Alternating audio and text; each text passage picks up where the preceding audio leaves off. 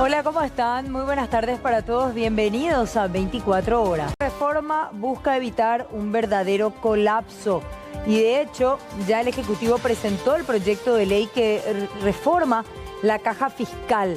¿Cuál es la propuesta que se plantea? La modificación en el esquema jubilatorio de funcionarios públicos.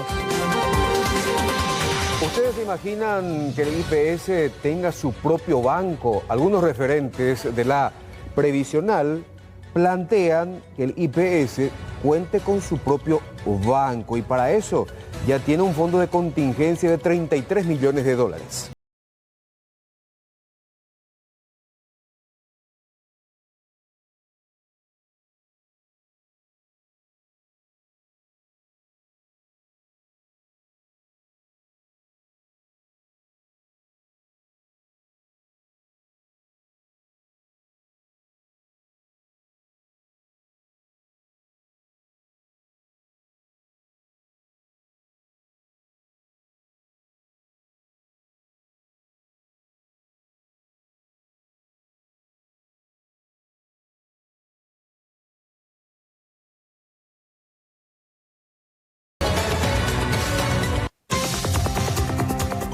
Vamos a los adelantos de nuestros compañeros trabajando en exteriores. José Ignacio Melgarejo, ¿qué pasó en el Hospital de Clínicas? Un verdadero susto por un derramamiento de un ácido que puede ser perjudicial para la salud que ocurrió en el sector de diálisis de la terapia infantil. Vamos a ir ampliando todos los detalles. Quiero que me cuenten. Vecinos del barrio Moracué de Luque están preocupados por los constantes disturbios protagonizados por personas que habitan los distintos asentamientos de la zona. Así de tranquila se observa en la avenida 7 de octubre y Jóvenes Unidos en horas de la mañana. Vecinos tranquilos, sin temor, pero al caer la noche todo se vuelve de terror.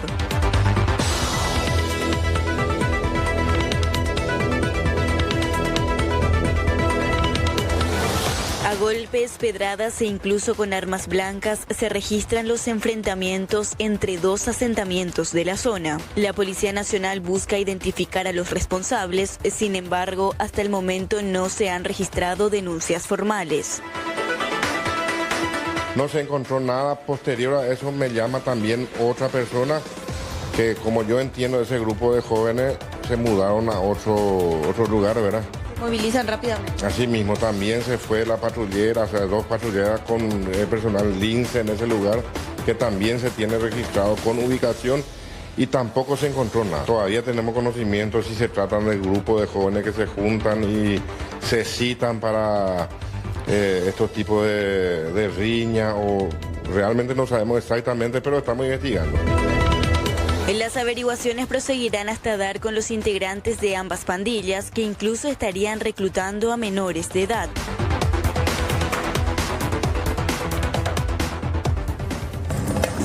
Bueno, mucha atención con este tema porque probablemente va a ser uno de los principales de discusión en las próximas semanas o incluso meses. El gobierno presentó el proyecto de ley de reforma de la caja fiscal. ¿Y esto a qué se refiere principalmente?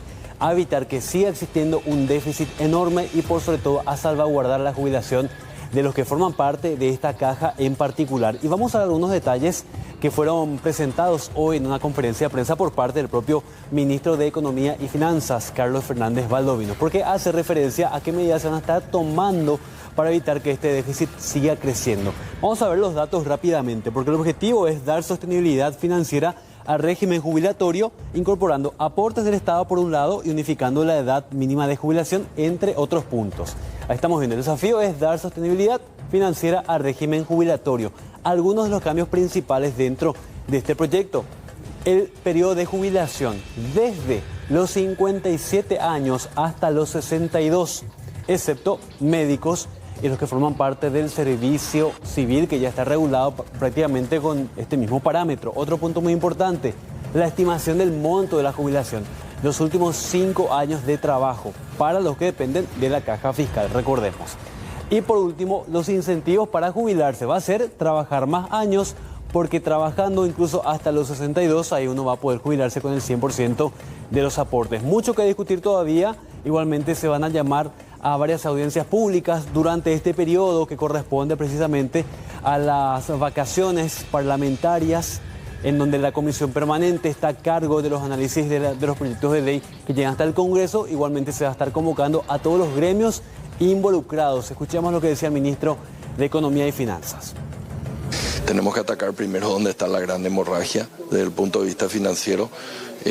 A mí me preocupa mucho esto, como dije, esto equivale casi al 80% de todos los medicamentos, del presupuesto de todos los medicamentos que se da cada año al Ministerio de Salud. Entonces nos pareció importante empezar por esta reforma. En primer lugar, no hay que mirar solamente el déficit a hoy, porque esto es acumulativo. 300 millones por 10 años son 3.000 millones básicamente, pero como dije anteriormente, esto iba a ir subiendo a lo largo del tiempo, entonces va a pasar de 300 a 320, 350, entonces es mucho más que 3.000 millones en 10 años.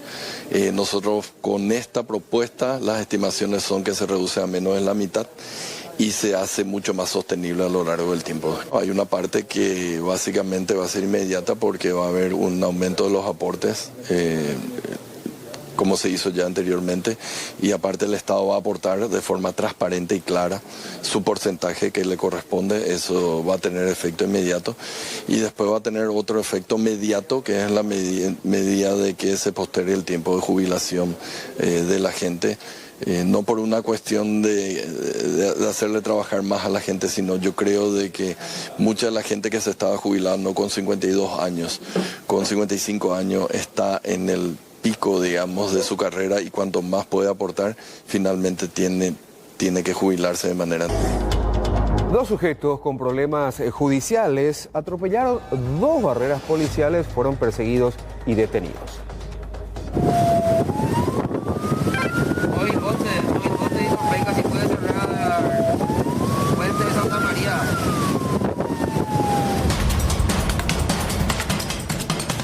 Tuvimos una aprehensión de persona por resistencia e incautación de una motocicleta, siendo las 1:50 aproximadamente en la vía pública sobre calle Río Aquidaván en la ciudad de Encarnación.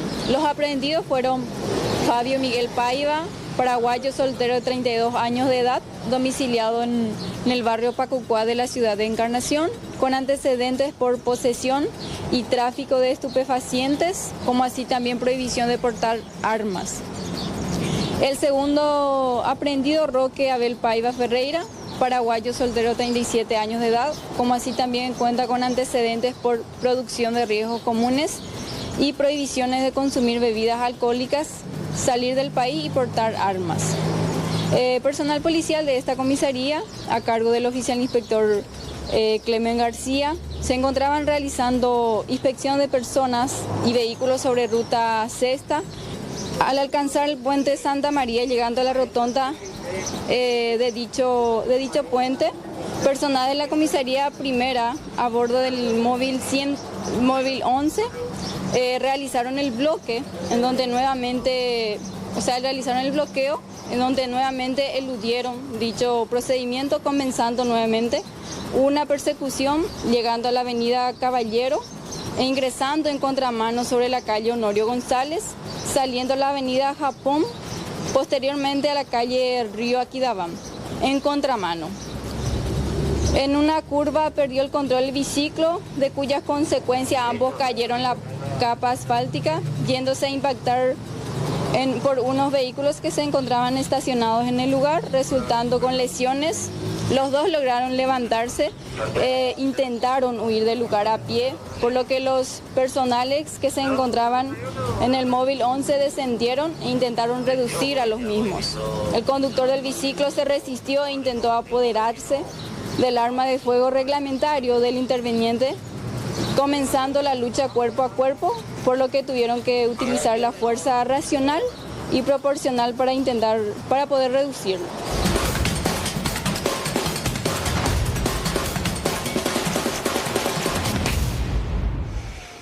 Muchos no quieren repetir el menú de Navidad, entonces están buscando opciones diferentes. Les vamos a mostrar las ofertas interesantes que se tienen en la zona Mariano Roque Alonso de Remanso para un rico menú que incluya pescado.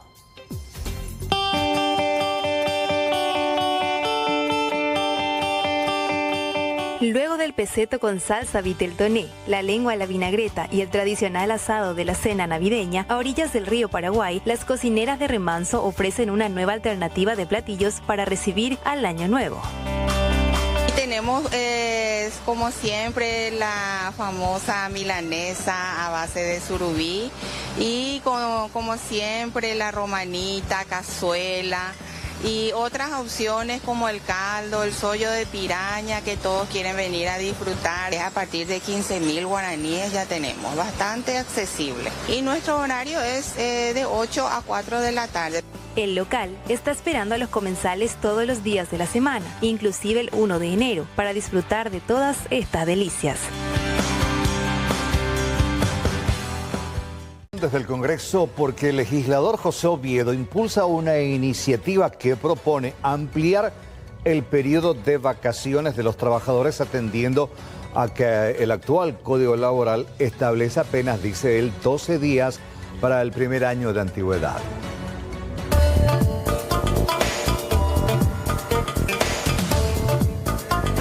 La propuesta plantea elevar a 22 días las vacaciones desde el primer año laboral, con el objetivo de avanzar progresivamente hacia un descanso anual de hasta 30 días, promoviendo así una mejor calidad de vida para los trabajadores. Según el legislador, el descanso adecuado no solo es un derecho, sino también una herramienta clave para mejorar la salud física y mental. En los países de la región, todos los países o casi todos los países trabajan 15 días, o sea, descansan 15 días al año o más.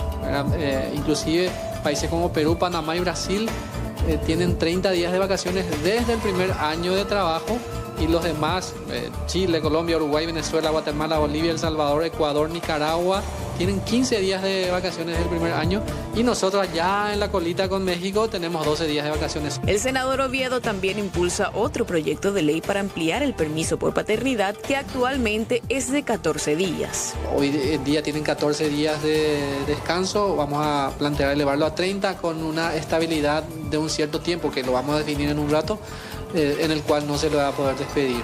Ambos proyectos generan un fuerte respaldo por parte de los trabajadores. Sin embargo, según los propios dichos del legislador, cuenta con poco acompañamiento de sus colegas y el sector empresarial manifiesta una postura disconforme.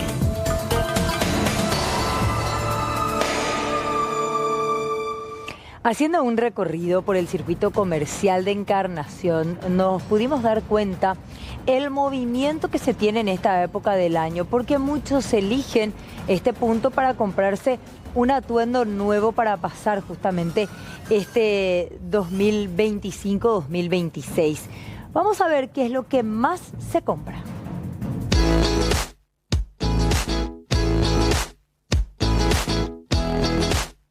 El color amarillo atrae la plata para Año Nuevo, eso dice la gente y también los comerciantes, quienes venden estos colores de ropas aquí en el circuito comercial, donde las ventas van mejorando de a poco en esta época del año. Estamos repuntando lo que sería estas fechas festivas, y gracias a Dios hay un buen movimiento en estos días. Bueno, ¿qué tal la venta? ¿Desde cuándo empezaron a cambiar un poco más el tema? Y la verdad que al principio de diciembre estaba medio quieto, cuestión de una semana, 2 semanas ya, que se está moviendo bastante. En cuanto a los compradores, ¿serían en su mayoría locales o argentinos? Y la verdad que ambos, más locales. Ahora con el cambio actual del peso es muy difícil venderle a los argentinos porque está muy alto el precio comparado a lo que sería unos meses atrás, ¿verdad? Porque bajó bastante lo que sería el peso. Tenemos los colores amarillo y blanco, que son los colores que se usan para el Año Nuevo, que es lo que más la gente pide, ¿verdad? Bueno, en cuanto a eso justamente, estamos viendo una variedad de incluso ropas interiores de color amarillo, ¿verdad? Sí, piden también la gente. Sí. No tanto en cantidad, ¿verdad? Pero piden también la gente. Vestiditos y demás también, ¿verdad? Piden bastante, ¿no? Sí, vestidos, blusas, shorts, vienen en blanco, amarillito, vienen todos los colores. ¿Qué dice la costumbre o qué dice que atrae el color amarillo, señora? El color amarillo dice que atrae el dinero, por eso la gente quiere el amarillo. ¿Otro color que están llevando más también? Para el Año Nuevo generalmente es el amarillo y el blanco nomás lo que llevan. Son sí, dos. Sí, y en la Navidad lo que llevaban el rojo y el verde.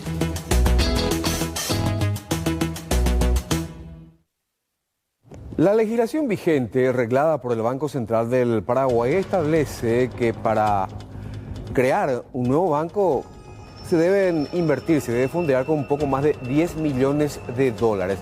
Pero partiendo de esta premisa, puede decirse que el IPS tiene fondos suficientes para crear su propio banco. De hecho, tiene un fondo de contingencia de 33 millones de dólares, ya que actualmente, por ejemplo, hay que recordar, este es un dato no menor, que el IPS tiene distribuidos 2.700 millones de dólares, escuchen bien, 2.780 millones de dólares en total en todo el sistema bancario y financiero. Incluso, debido a sus millonarios depósitos al IPS, se lo considera como el banco de los bancos. El consejero de la previsional, Carlos Pereira, considera que es el momento de concretar ese proyecto. ¿Cuál es? Crear un banco propio del IPS. Se dan todas estas circunstancias, convergen la nueva ley 7235 que crea la Superintendencia de Jubilaciones y Pensiones y establece topes hasta donde se puedan colocar en CDA, en bonos y en otro tipo de instrumentos. Entonces se dan varias circunstancias que a nosotros nos obliga un poco también a planificar.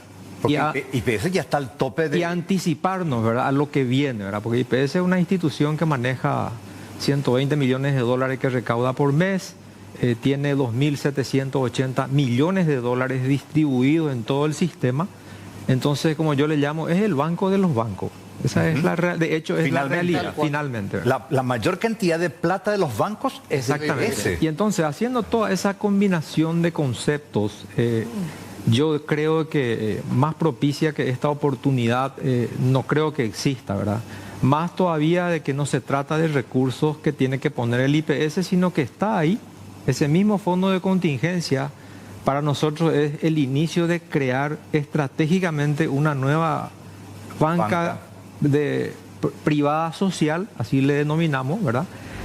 Y por supuesto, esta idea, este proyecto de crear un banco con fondos del Instituto de Previsión Social también es visto con muy buenos ojos por parte del gremio de los jubilados. Resulta que en Paraguay, cuando vos mirás banca de desarrollo, tenés solamente AFD, pero no alcanza.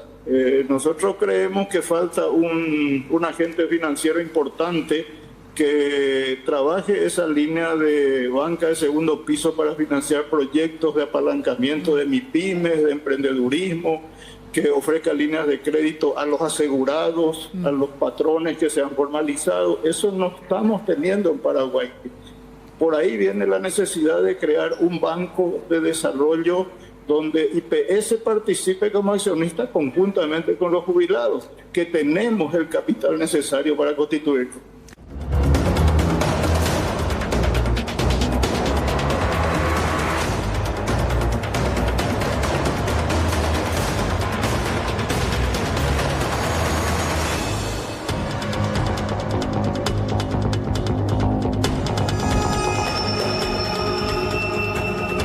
Vamos a cambiar de tema. Una buena noticia para todas las personas que se dedican justamente a la asistencia de animales, especialmente a los que sufren algún tipo de necesidad. Hoy se anunció en Bruixaroa la construcción del primer hospital veterinario que va a ser gratuito para toda la ciudadanía que necesite algún tipo de atención para sus pequeñas mascotas. El hospital va a estar ubicado en la ciudad de Luque y el centro promete atención integral en varios bloques. Por un lado, una atención integral también a los felinos y animales silvestres, y otro bloque muy importante, por supuesto, a los perritos, los que estamos viendo. La previsión es que pueda tener una cobertura bastante amplia, especialmente estos servicios bastante populares y sencillos, desde consultas, internaciones, también aplicación de vacunas, hasta los servicios más complejos. Y ojo, porque fue promulgada una ley anunciada al director de Defensa Animal que además crea el registro de agresores de animales, que así como los deudores de prestación alimentaria o de los abusadores, también se va a tener un registro de quienes son agresores de animales. Y además se crea el Banco de Sangre Nacional de Animales. Este centro de asistencia sanitaria de animales, que llamamos coloquialmente CASA, es el primer hospital público veterinario que va a tener muchas y diferentes funciones al mismo tiempo. Originalmente nace ¿por qué? Porque la dirección trabaja en base a una ley en la cual tiene que decomisar, luchar contra el maltrato, contra el abandono, y nos encontramos que el propio centro, la propia dirección no tenía un sitio, un hospital adecuado con todo lo necesario para poder atender a tantos animalitos que hoy por hoy todavía sufren maltrato en nuestro país.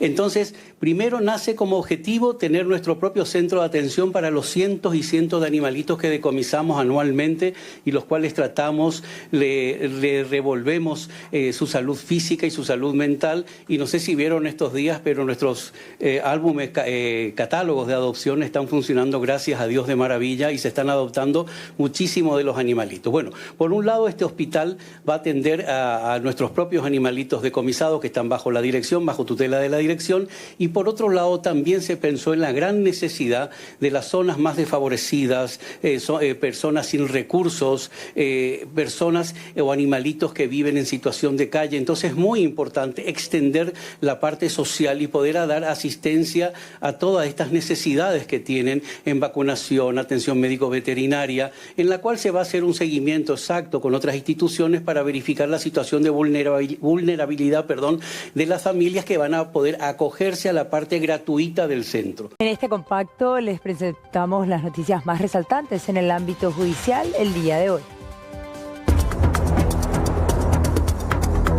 Hermanos de Pecci urgieron a la Corte.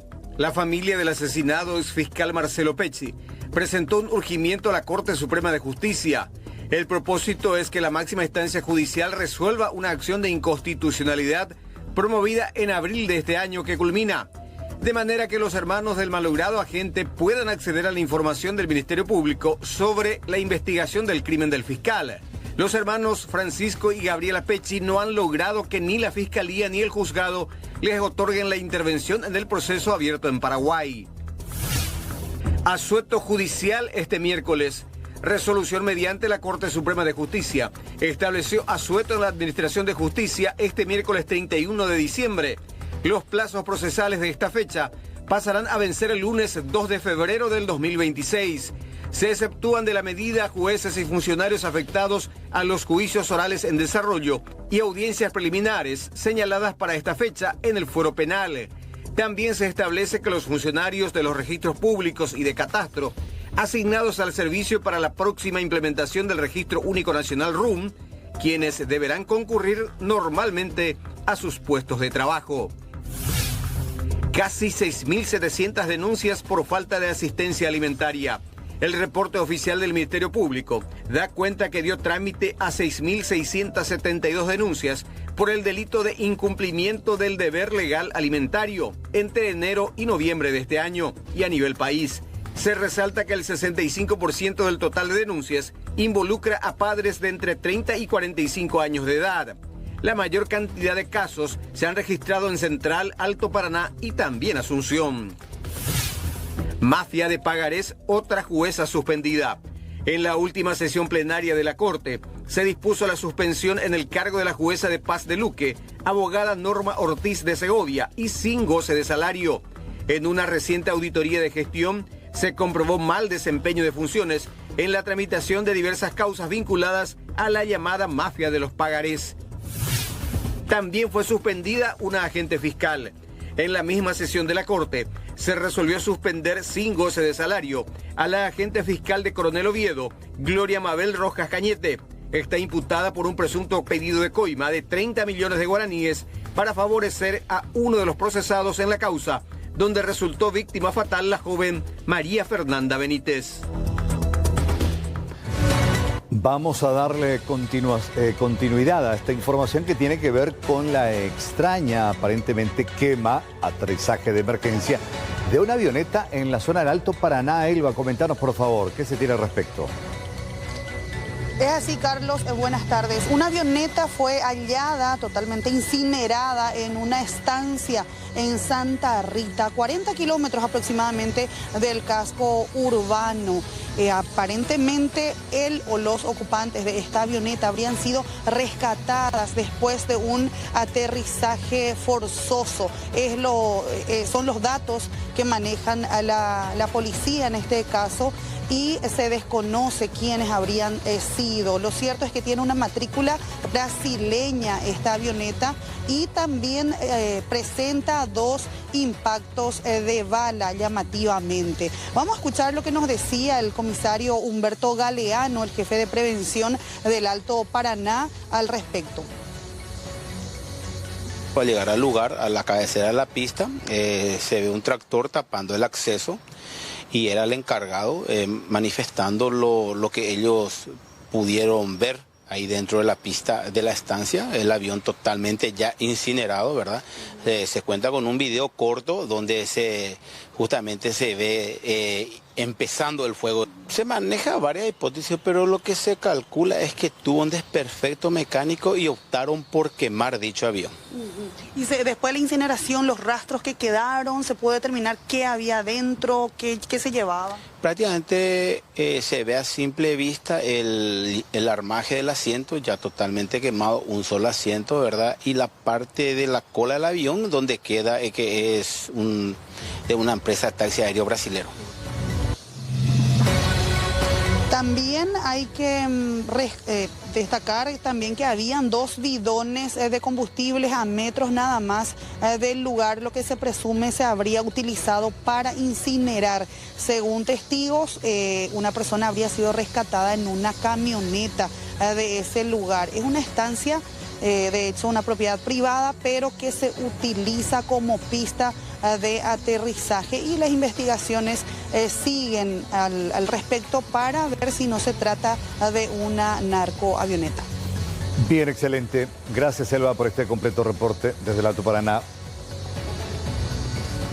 A ustedes, hasta luego. Bueno, vamos ahora a hablar de, lamentablemente, una situación que azota a nuestro país, y como siempre decimos, más aún en esta época del año, los accidentes de tránsito. Cerca de las 18 horas aproximadamente, otro se produjo a la altura, fíjense, de la zona de Santiago, Misiones. Lamentablemente este era el momento en el cual las personas que estaban transitando por este sector captaban algunas imágenes. Kilómetro 20, fíjense, de la supercarretera. Sí, ruta PI-20, kilómetro 9 específicamente. La víctima fatal fue identificada como Víctor José Rojas, mayor de edad, al mando de un automóvil de la marca Toyota. Sí, es la que estamos observando. Allion, color plateado, y otro vehículo también involucrado, Hyundai, color blanco. Son los vehículos que estamos observando. Lanzamos algunos datos porque como el accidente se produjo prácticamente recién, de hecho los intervinientes se encuentran en el sitio y el cuerpo de la víctima aún tendido en el asfalto, teniendo en cuenta que temporada alta, hay mucho movimiento sobre la ruta, el forense hasta ahora no ha llegado, hay que levantar el cuerpo, el procedimiento de rigor tiene su proceso lamentablemente. Estos son los datos que nos llegan. Choque de vehículos, y el que termina falleciendo es Víctor José Rojas, mayor de edad. Él se encontraba a bordo de un automóvil Allion, ¿sí? A bordo de ese vehículo que quedó evidentemente ya en las condiciones que estamos observando. Esa es la camioneta conducida por Ernestina Acosta Larrea, aparentemente, ¿sí? Ella tenía una acompañante, Liliana Jara, ambas de Asunción. Estas 2 mujeres fueron derivadas ahora al hospital de Ayolas con lesiones, y ya fueron trasladadas al hospital de Ayolas. Con respecto a Víctor José Rojas, lamentablemente, cuando llegaron los paramédicos ya solo lo hicieron para constatar su deceso, y es la víctima fatal de este accidente de tránsito que se produjo, reiteramos, sobre la supercarretera a la altura del kilómetro 9, PI02, altura del kilómetro 9, específicamente zona de Santiago. Fuertísimas las imágenes y nos evidencian evidentemente el fuerte impacto. O sea, a eso me refiero con fuertísimas. Evidentemente, o ambos vehículos o uno de ellos circulaba a una excesiva velocidad. Reiteramos entonces, la víctima fatal fue identificada como Víctor José Rojas Torres, mayor de edad.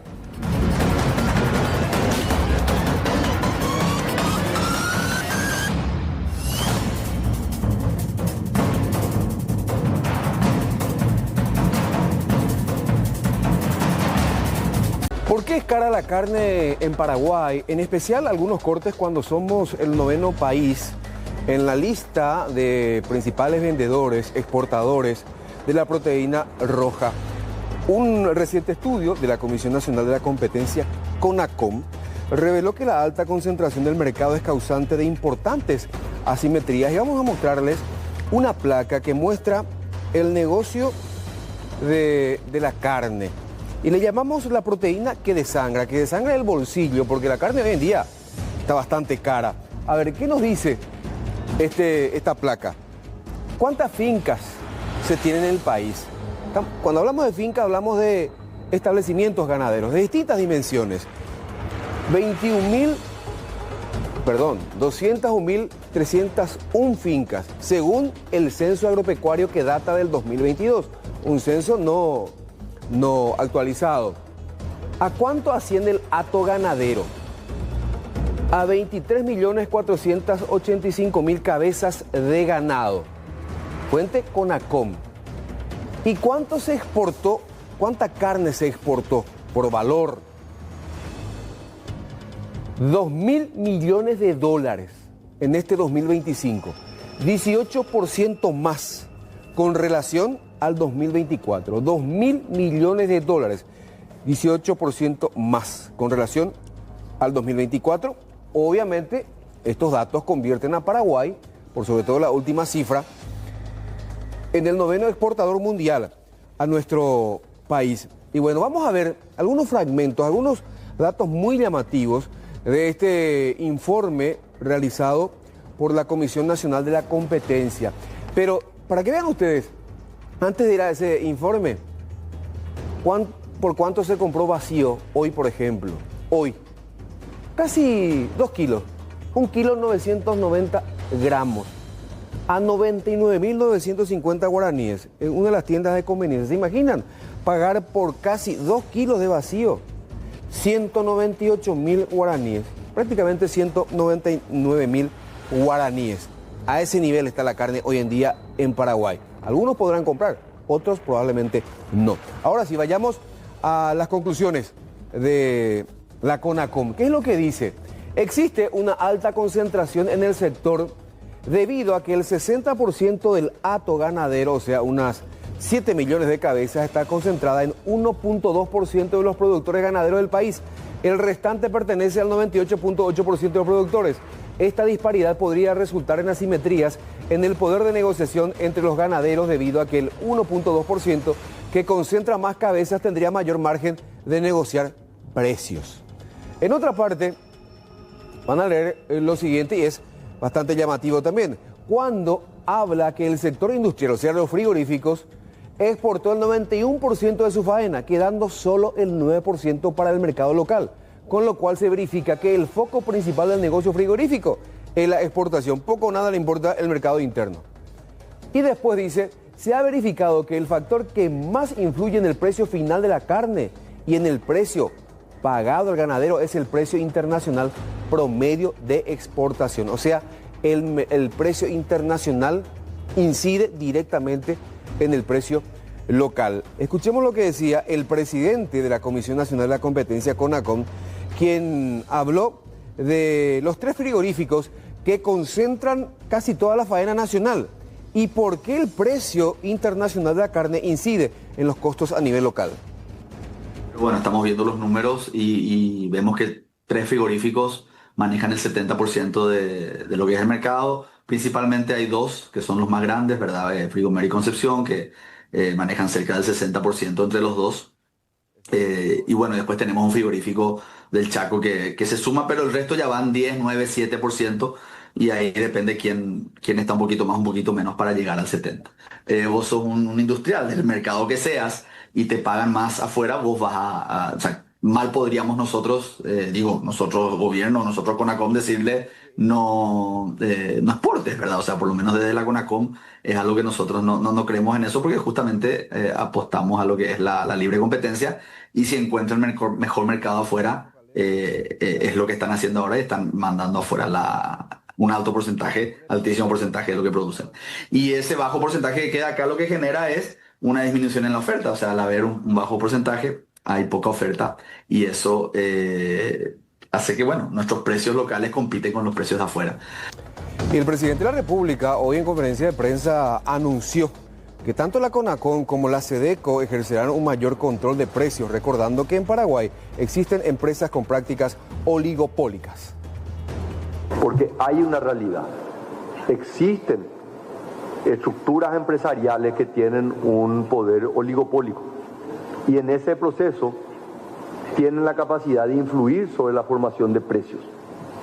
Entonces, esto se ve en el mercado de la carne, se ve en el sector de ventas al por menor, supermercados, ¿verdad? Entonces, necesitamos que haya reglas claras, porque esto no solamente le afecta al consumidor final, también le afecta al proveedor pequeño, a la pyme. Entonces, ese es un elemento. Y yo celebro y yo quiero que el empresario siga invirtiendo. Yo quiero que el empresario gane dinero. Pero tenemos que encontrarle un equilibrio entre defenderle al consumidor y defenderle al empresario.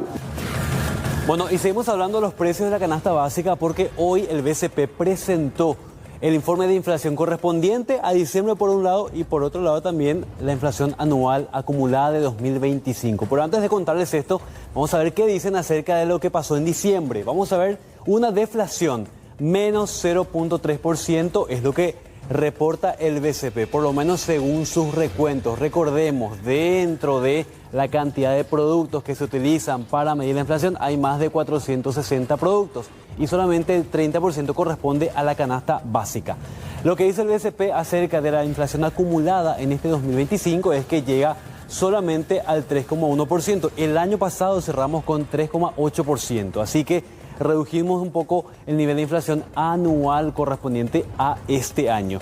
Y ustedes se preguntarán, bueno, ¿cuáles son los productos que subieron y los que bajaron? Entre los que subieron se presentan servicios de peluquería para dama, la gente que va a arreglarse para los eventos. Imagino que esto tiene un costo muy importante, acá Mercedes me asiente. Servicios de televisión pagada también cuesta un poco más caro, servicios de internet, embutidos, carnes conservadas y otros derivados de la carne, 2,6% más. Bebidas gaseosas, frutas frescas, carne de cerdo y vacaciones y turismo. Tuvieron un incremento muy importante con respecto a lo que tiene que ver con el mes anterior. Ahora vamos a ver los productos que bajaron. Según el recuento del BCP, bajaron las frutas, las hortalizas y tubérculos frescos, menos 12.6%. Bajaron los combustibles, menos 4%. Y ahí es donde nos preguntamos qué va a pasar finalmente con el tema del dólar. Decía hoy el presidente Santiago Peña que el BCP no va a intervenir en cuanto a la cotización del dólar, que se va a seguir manejando por el movimiento del mercado. Es decir, si continuamos con esta baja importante con respecto al dólar, probablemente tengamos otra baja importante también en el precio de los combustibles. Se suman también los huevos, los quesos, sal y especias, leche líquida, azúcar y edulcorantes y finalmente los servicios de alojamiento. Es el reporte del BCP con respecto al mes de diciembre que fue presentado finalmente el día de hoy. Repetimos entonces, lo que dice el BCP con respecto a la inflación de diciembre es que tuvimos una deflación de menos 0,3% y en lo que respecta a la inflación acumulada en 2025 llega a 3,1%. Conocer más detalles de lo que hoy asustaba. ¿Por qué? Porque involucraba a pequeños, a bebés incluso. José Ignacio, por favor, contanos qué ocurrió con este derramamiento. Adelante. Así mismo, esto ocurrió aproximadamente a las 13:15 de la siesta. Se dio este derramamiento de este ácido peligroso en el sector de diálisis de la terapia infantil del Hospital de Clínicas. Tuvieron que actuar de manera inmediata diferentes unidades del Cuerpo de Bomberos Voluntarios del Paraguay. Primero la unidad de materiales peligrosos, luego también fueron como soporte tanto de la unidad de San Lorenzo como de la unidad de Asunción.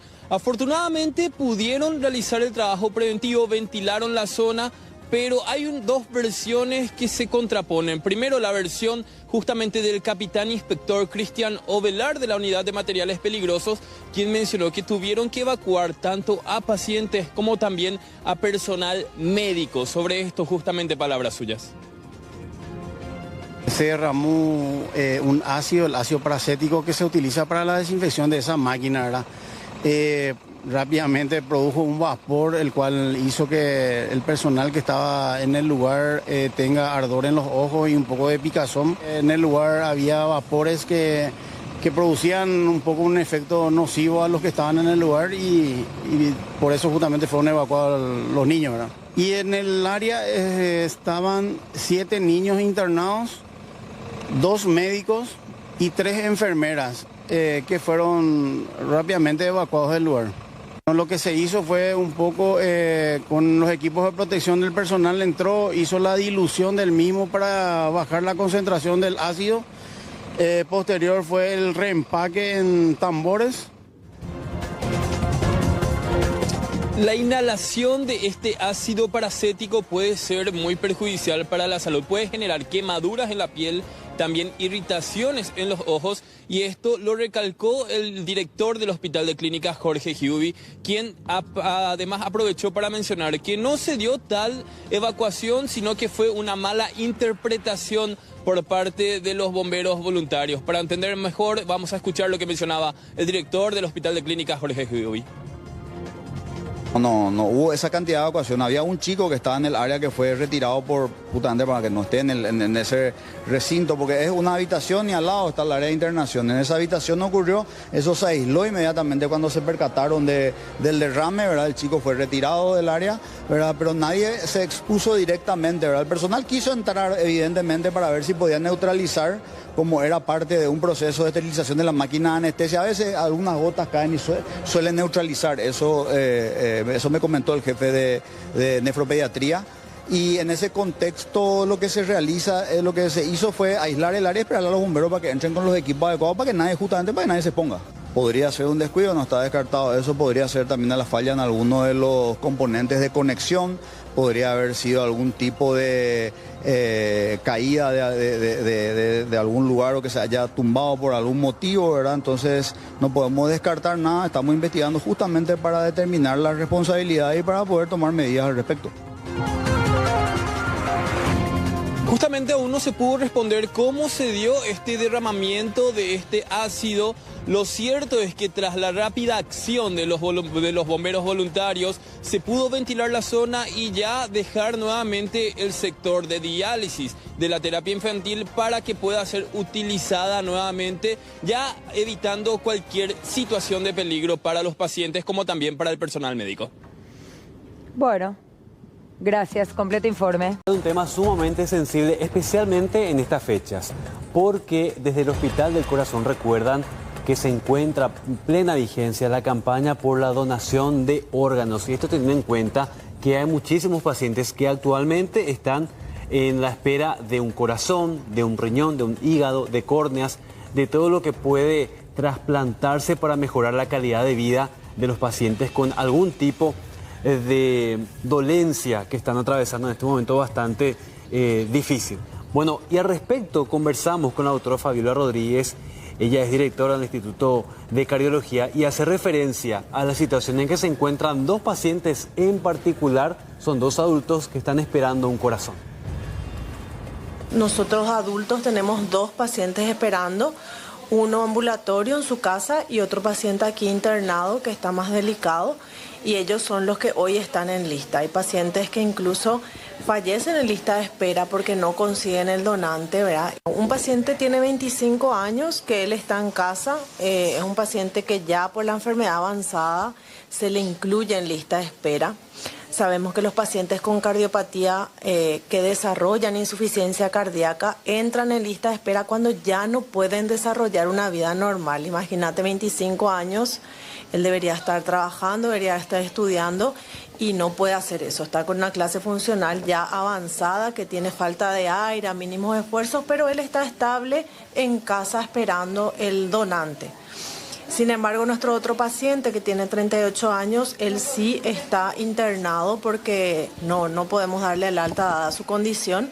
Y él tiene una enfermedad que lo que hace es desarrollar arritmias y bueno, tuvo bastante episodios de arritmia en estos últimos días, pero hasta hace un tiempo ya internado con nosotros.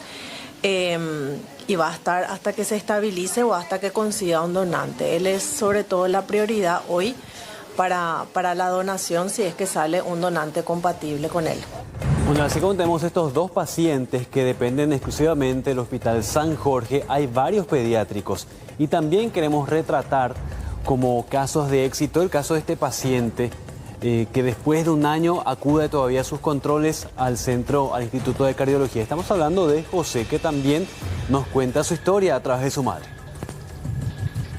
La vida de mi hijo cambió totalmente. Lleva ahora una vida ya casi normal y insto a todas las personas que en algún momento se da esa muerte cerebral, que donen sus órganos para dar vida a otras personas, que es fundamental. La alegría es inmensa. Después de todo el dolor del proceso de búsqueda, ¿cómo fue ese proceso previo a conseguir el donante? Y la verdad que mi hijo nació luego con cardiopatía congénita compleja. Tuvimos 18 años por el IPS central y se retiró. Y entonces gracias al doctor Marcos Melgarejo, que le trasladó a este hospital. Y en tan poco tiempo se dio el milagro. Bueno, vamos a ver el recuento del Instituto Nacional de Ablación y Trasplante acerca de cuál es la cantidad actual de pacientes que están todavía en espera de la donación. Vamos a ver qué dice este recuento con respecto a la donación de córneas. Hay 139 pacientes en espera, 10 pacientes son pediátricos. En el caso de la donación de córneas, vamos a ver, en cuanto a donación de riñón, hay 205 pacientes en espera, 5 son pediátricos. Con respecto a la donación del corazón, 7 pacientes en lista de espera y 3 son pediátricos. Por supuesto que cada paciente requiere de algún tipo de especificación en cuanto al tipo de órgano que pueden o no recibir. Y con respecto a la donación de hígado, hay 6 pacientes en espera. Y lo que dicen los profesionales médicos es que es necesario en el seno familiar tener esa charla acerca de la intención o no de donar los órganos. Hablar de estos temas en esta época para sensibilizar a esas familias que quizás estén en duda de si donar o no y saber que es un acto sumamente altruista, están salvando la vida a través de sus familiares de una persona que está esperando y que es su única opción, por eso es que está en lista de trasplantes. Pero en la práctica clínica, la familia y el entorno familiar son los que deciden en ese momento si es que van a donar o no los órganos. Y hay mucha negativa por desconocimiento, por miedo, por muchos factores, ¿verdad? Que es un momento de sufrimiento porque el familiar que es donante falleció, o sea, ya está fallecido y realmente es un momento muy duro para la familia tomar la decisión de donar órganos. Yo creo que si ya se habló en vida, si es un tema de conversación ya frecuente en la familia, es más fácil que si en ese momento te plantean algo que de repente nunca pensaste que ibas a pasar por eso, ¿verdad? Bueno, ya lo tenemos a José Ignacio desde Meteorología. Acá la pregunta es clave y directa. José Ignacio, mañana, Nochevieja, ¿cenamos dentro o alquilamos un toldo ante la probabilidad de lluvia? Adelante. Sí, ya hacemos llegar la consulta a Celia Sanguinetti, meteoróloga. Celia, ¿cenamos fuera o cenamos dentro mañana para prepararnos? Muy buenas tardes para todos. Bueno, y de hecho que a partir de mañana nuevamente un ambiente muy caluroso, muy húmedo, muy inestable, lo cual puede propiciar nuevamente lluvias y tormentas, especialmente en horas de la tarde. Ya para las noches se ve que el cielo al menos va a estar mayormente nublado, pero no me gustaría descartar el tema de las lluvias, al menos de manera muy leve o muy dispersa, ¿verdad? Pero como te decía, la mayor probabilidad tenemos durante la tarde. ¿Eso a nivel nacional o más puntualizando a Asunción, por ejemplo? No, es especialmente para Asunción y Gran Asunción, mientras que en el norte del país, para ambas regiones, sí se está previendo lluvias con ocasionales tormentas eléctricas durante todo el día prácticamente, mientras que el sur ya al menos estaría libre de lluvias, al menos mañana. Para Gran Asunción, entonces podemos decir que se da este fenómeno de lluvias localizadas. Sí, totalmente. Van a ser muy localizadas para Asunción y Gran Asunción. Prácticamente va a ser en la misma condición como tuvimos en Navidad, ¿verdad? Que durante la mañana tuvimos mucha lluvia, durante la tarde también. Luego, durante la noche ya fue más bien muy puntual las lluvias que se dieron. Y bueno, eso es prácticamente también cómo se va a presentar mañana. Entonces la recomendación es tener un toldo preparado, pero sí tratar de cenar afuera. Sí, totalmente. Tener una opción 2 al menos si es que llega a ocurrir algunas lluvias justamente en su localidad. ¿Y mucho calor? Sí, mucho calor. Si bien la temperatura máxima estaría en torno a los 34 grados Celsius, la sensación térmica podría llegar a 39 o incluso 40 por el tema de la humedad que va a estar muy alto. Muchísimas gracias. Muchas gracias a ustedes. Celia Sanguinetti, meteoróloga de la Dirección Nacional de Meteorología. Entonces, podemos cenar afuera, pero teniendo en cuenta un plan B por cualquier situación, don Carlos. Totalmente de acuerdo. Si se replica lo de Nochebuena. Bueno, gracias por este contacto. Buenas tardes. Igualmente, hasta luego. Bueno, ya lo tenemos. Agradecemos como siempre este espacio al doctor Carlos Mateo Valmelli, nuestro analista político, para conocer un poco de lo que nos aguarda el próximo año, ya la vuelta a la esquina. La semana pasada analizamos el 2025, pero la pregunta, doctor, es ¿qué nos espera en este año netamente electoral para el 2026? Buenas noches, bienvenido. Bienvenido, muchas gracias, mi querido Carlos, Mercedes también y a toda la audiencia. La verdad que nos espera un año complicado, porque nosotros siempre los paraguayos utilizamos, o se instaló el concepto de que si es un año electoral es un año político, que es conceptualmente un error. Todos los años son políticos. En todos los años hay disputa por el poder. La política es la lucha por el poder. Este es un año electoral porque va a estar en juego las municipalidades. Que tampoco las municipalidades podemos decir que es la antesala del resultado del 2028. Yo siempre recuerdo que en el gobierno de Nicanor Duarte Frutos hubo un aplastante triunfo del Partido Colorado en las municipales y al final terminó ganando 2 años después Fernando Lugo, que para el momento las municipales era un desconocido. O sea, es un año electoral municipal, pero creo que es un año de grandes desafíos. En primer lugar, hoy vimos, y hay que tardíamente, pero algo necesario para el país, la caja fiscal. Hoy el ministro de Economía presentó el proyecto de la caja fiscal. Obviamente este proyecto, él había dicho, vamos a presentarlo en diciembre, al inicio de diciembre del 2025. La verdad que este proyecto se tenía que haber presentado el 16 de agosto del 2023. Este es el problema más serio y estructural que tiene el Paraguay. Y es un problema estructural. Cuando digo que es un problema estructural, digo que no es un problema generado, originado en la gestión de Santiago Peña. Esto viene desde que cuando con Nicanor Duarte Frutos se hizo la reforma de la caja fiscal, después vinieron proyectos sesgados que perforaron la caja fiscal. Entonces hubieron, en vez de ser una ley única, fue una ley que tuvo muchas excepciones. En ese sentido, esa va a ser una ley que va a causar mucha polémica. ¿Por qué va a causar mucha polémica? Porque el 90 y tanto % de funcionarios públicos son afiliados al Partido Colorado. Y ahí tenemos hoy en día un escenario que es el escenario político, no electoral. O sea, el escenario político va a ser mucho más, va a incidir mucho más en la realidad económica que el escenario electoral.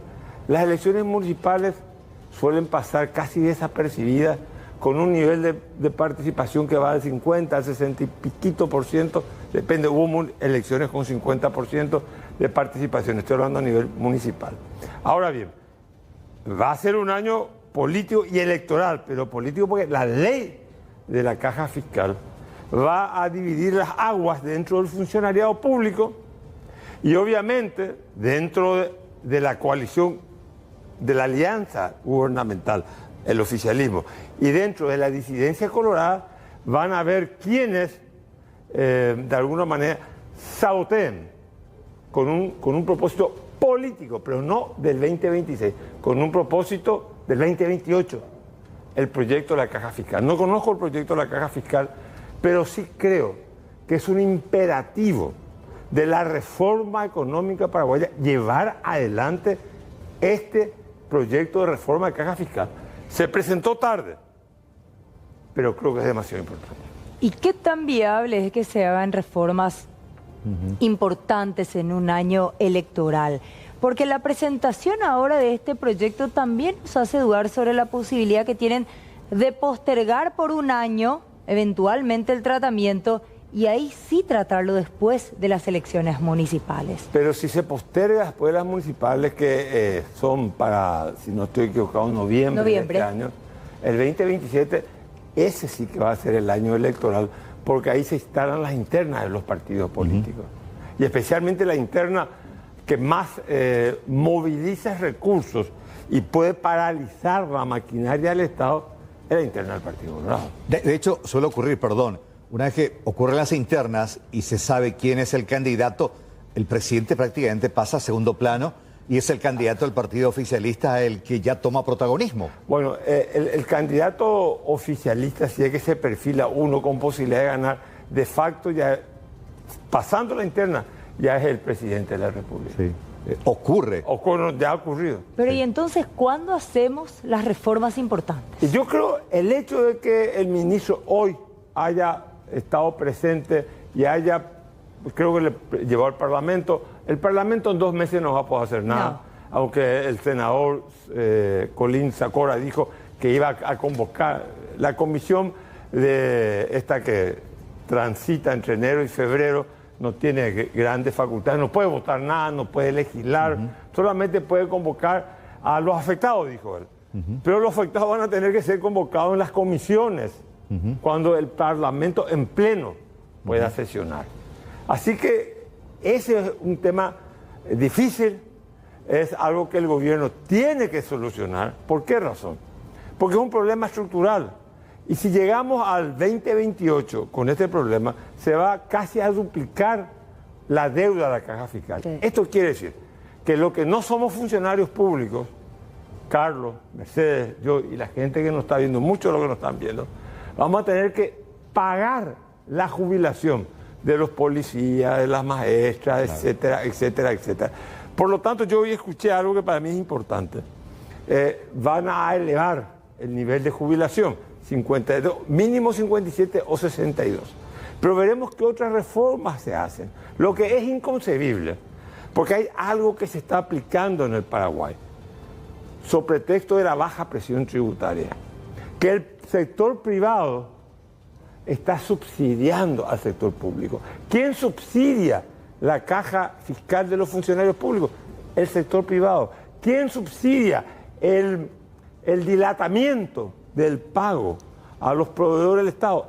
Los consumidores privados. O sea, hay un traslado de responsabilidad del subsidio que conceptualmente es un concepto que el Estado subsidia. Pero en el Paraguay, por las perversiones que estamos adquiriendo, es el sector privado el que está subsidiando a la sociedad paraguaya y a los sectores vulnerables. Doctor, no me quiero olvidar de nuestras relaciones internacionales. Sí. Geográficamente estamos más cerca de Brasil, pero políticamente pegados a Estados Unidos. Los dos grandes que vamos a tener como aliados políticos para el 2026. ¿Cómo ves ese escenario? ¿Mercosur, Estados Unidos?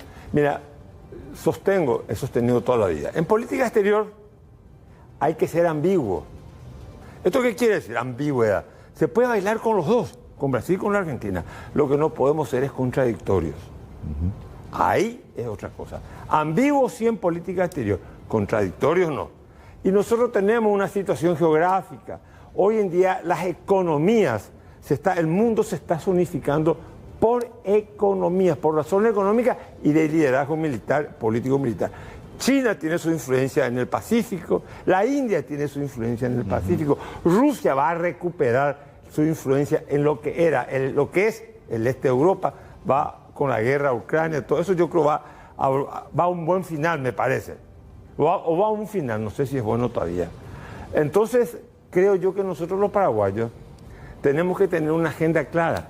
Obviamente a nosotros nos conviene tener a un aliado estratégico como Estados Unidos, extrazona. Pero convengamos algo, el Estados Unidos de Donald Trump, por más que Donald Trump patalee, ya no es el Estados Unidos de hace 20 años atrás. El mundo dejó de ser unipolar. Hoy existen muchos poderes regionales.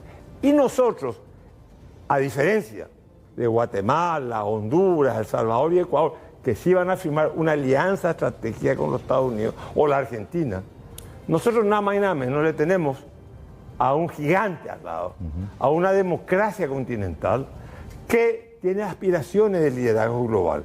Y aparte de eso, nuestras exportaciones, nuestros comercios, nuestros problemas migratorios e Itaipú depende de ellos. Bueno, qué interesante realmente, con el compromiso de volver el próximo año con estos análisis políticos, económicos de alguien que ha pasado por la política y por el servicio exterior también. Y muchas gracias, doctor. Bueno, en instantes se viene por C9N. Nico García, un exitoso actor paraguayo. De exportación. En Argentina, en Brasil, en Colombia, así que vale la pena escuchar. ¿Hay nuevos proyectos para él? También va a ser una película en Paraguay, me contaron. Ah, mira, qué bueno. Mirando lejos, a las 21 por C9N con el doctor Carlos Mateo. Hoy un gran invitado, el querido Nico García, a quien lo vemos grabando en series, en Netflix, triunfando en la Argentina, un actor de exportación. Gracias, doctor. Muchas gracias a ustedes.